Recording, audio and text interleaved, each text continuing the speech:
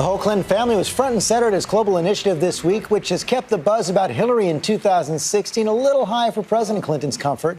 He did his best to tamp it down in our interview, but opened up about possible threats to another run and his biggest lessons from the loss last time.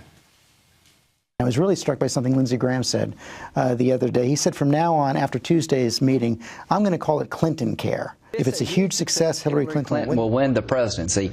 If it's the failure I think it's going to be, then she needs to own the result of embracing this bill. How worried are you about that for 2016? Not at all. Not at all. There are some similarities in his bill and the one we proposed. His bill's already produced a lot of good results. Look, they are desperate for this bill to fail.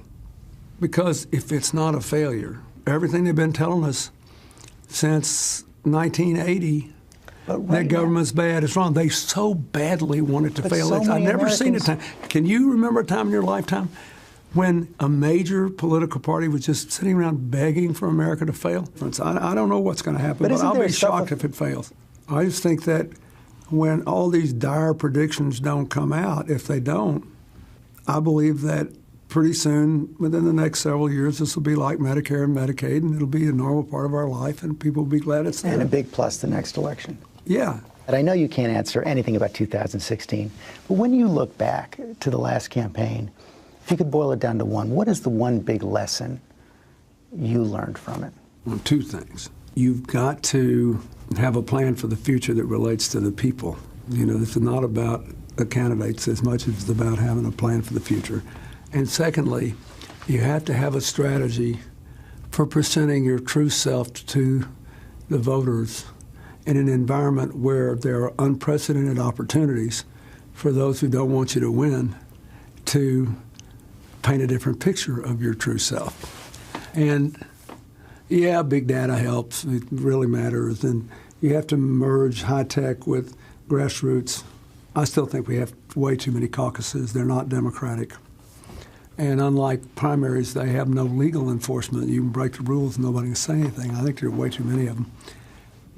But you can talk about all that counter stuff. And we have learned that it's a strategy in modern life to do reverse plastic surgery on people so that people don't really know who you are.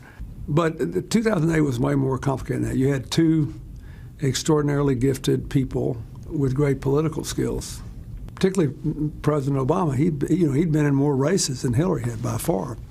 Her first primary election in her life was the presidential primary of 2008. That was a one-off, exciting thing. We may never see anything like that again in our lifetime. Yeah, it's a pretty titanic battle. Yeah, and he had a better grassroots organization in many states. One of the things that I totally missed was how much the calendar had changed, for example, from 92 to 2008. But I don't know if it's just, I have no idea how to answer your question. You just answered it pretty well. The next one will be better. It will be different, whether she's in it or not. They're all different. And the main thing is you must learn the lessons of your mistakes and your failures without becoming a general who fights the last war. Because every new encounter will be shaped by different forces.